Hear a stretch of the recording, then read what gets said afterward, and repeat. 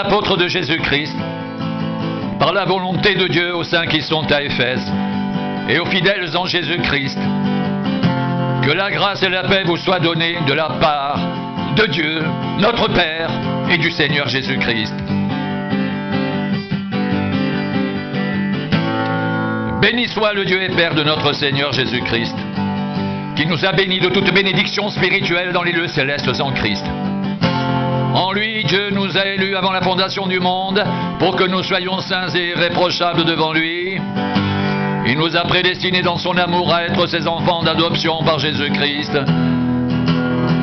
selon le bon plaisir de sa volonté, pour célébrer la gloire de sa grâce, dont il nous a favorisés dans le bien-aimé.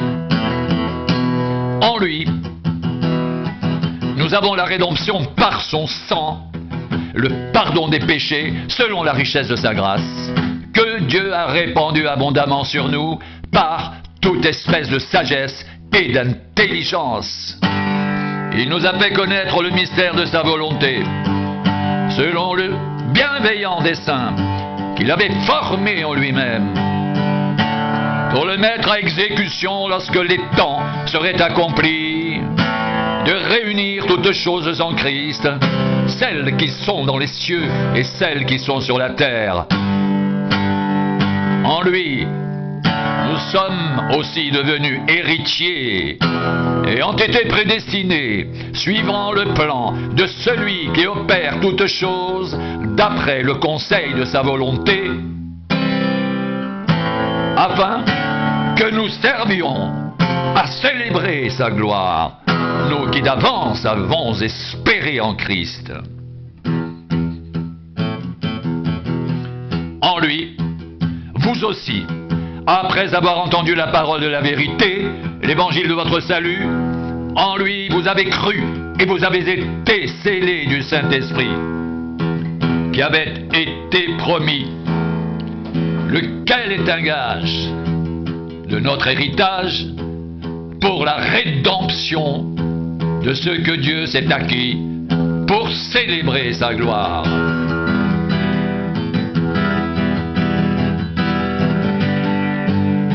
C'est pourquoi moi aussi, ayant entendu parler de votre foi au Seigneur Jésus et de votre amour pour tous les saints, je ne cesse de rendre grâce pour vous.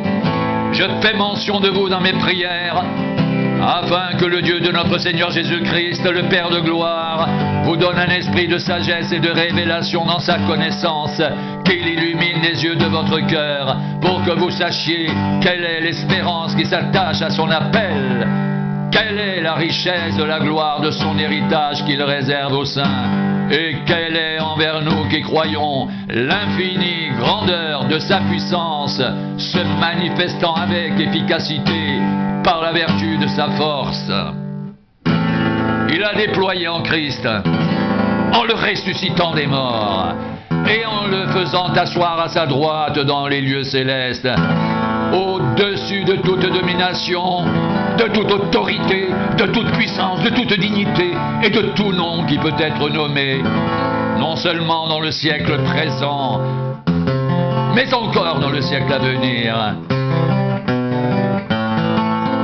Il a tout mis sous ses pieds, et il a donné pour chef suprême à l'Église, qui est son corps, la plénitude de celui qui remplit tout en tous.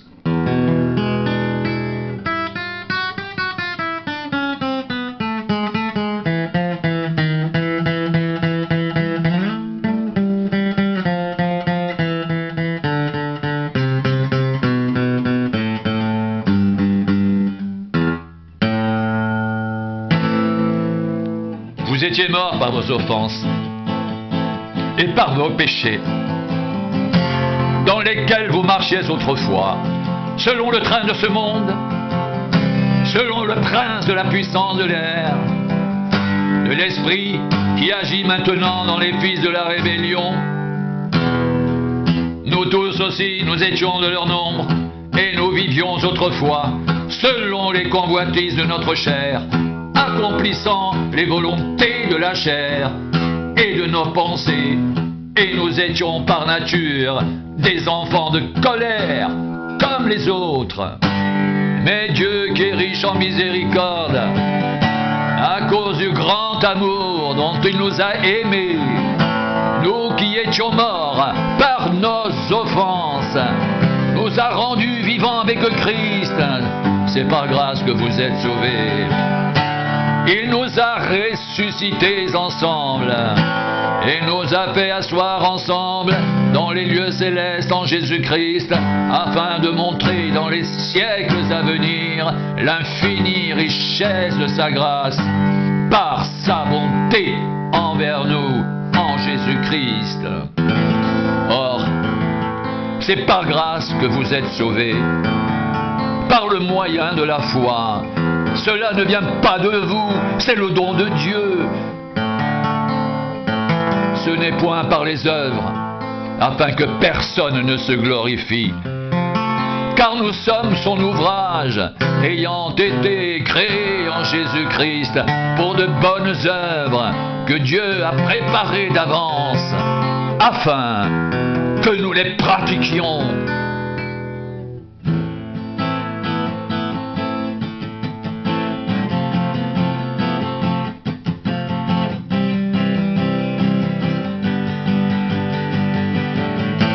C'est pourquoi vous, autrefois, païens dans la chair, appelés incirconcis par ceux qu'on appelle circoncis, et qui le sont en la chair par la main de l'homme. Souvenez-vous que vous étiez en ce temps-là sans Christ, privés du droit de cité en Israël, étrangers aux alliances de la promesse, sans espérance et sans Dieu dans le monde. Mais maintenant, Jésus-Christ, vous qui étiez jadis éloignés, vous avez été rapprochés par le sang de Christ, car il est notre paix, lui qui des deux n'en a fait qu'un, et qui a renversé le mur de séparation, l'inimitié, ayant anéanti par sa chair la loi des ordonnances dans ses prescriptions. Il a voulu créer en lui-même, avec les deux, un seul homme nouveau, en établissant la paix, et les réconcilier avec Dieu l'un et l'autre en un seul corps, par la croix, en détruisant par elle l'inimitié. Il est venu annoncer la paix à vous qui étiez loin, et la paix à ceux qui étaient près, car par lui, les uns et les autres, nous avons accès auprès du Père dans un même esprit. Ainsi donc, vous n'êtes plus des étrangers, ni des gens du dehors, mais vous êtes concitoyens des saints, gens de la maison de Dieu. Vous avez été édifiés sur le fondement des apôtres et des prophètes, Jésus-Christ lui-même étant la pierre angulaire. En lui, tout l'édifice, bien coordonné, s'élève pour être un temple saint dans le Seigneur. En lui, vous êtes édifiés pour être une habitation de Dieu en esprit.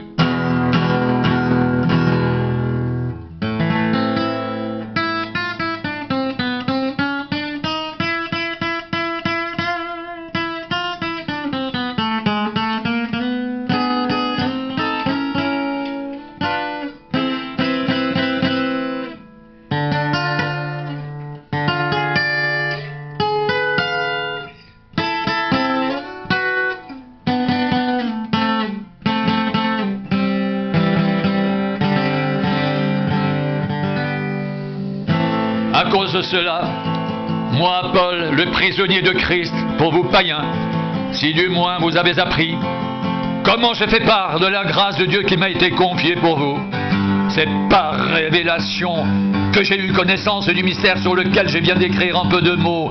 En les lisant, vous pouvez vous représenter l'intelligence que j'ai du mystère de Christ. Il n'a pas été manifesté aux fils des hommes dans les autres générations, comme il a été révélé maintenant par l'Esprit aux saints apôtres et prophètes de Christ.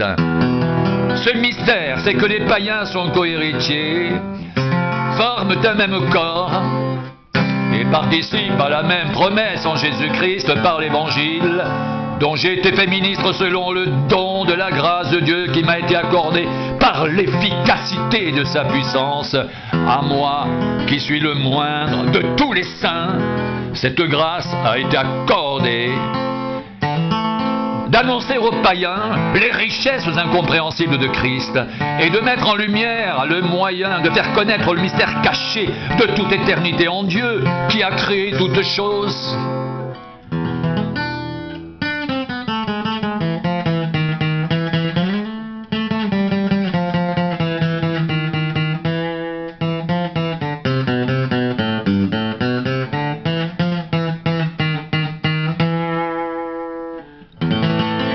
C'est pourquoi les dominations et les autorités dans les lieux célestes connaissent aujourd'hui par l'Église la sagesse infiniment variée de Dieu, selon le dessein éternel qu'il a mis à exécution par Jésus-Christ notre Seigneur. En lui, nous avons par la foi en lui la liberté de nous approcher de Dieu avec confiance. Aussi, je vous demande de ne pas perdre courage à cause des afflictions que j'endure pour vous. Elles sont votre gloire.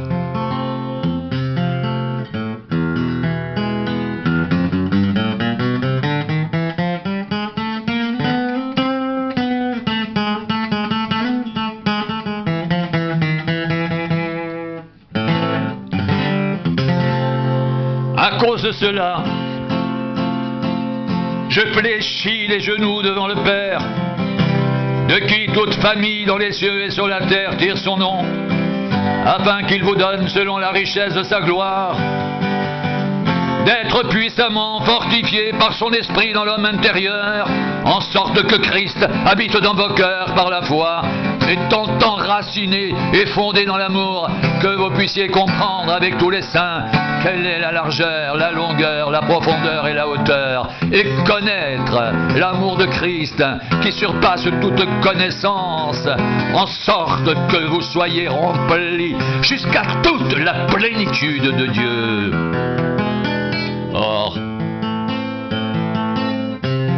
à celui qui peut faire, par la puissance qui agit en nous, infiniment, au-delà de tout ce que nous demandons ou pensons, à lui soit la gloire dans l'Église et en Jésus-Christ, dans toutes les générations, au siècle des siècles. Amen.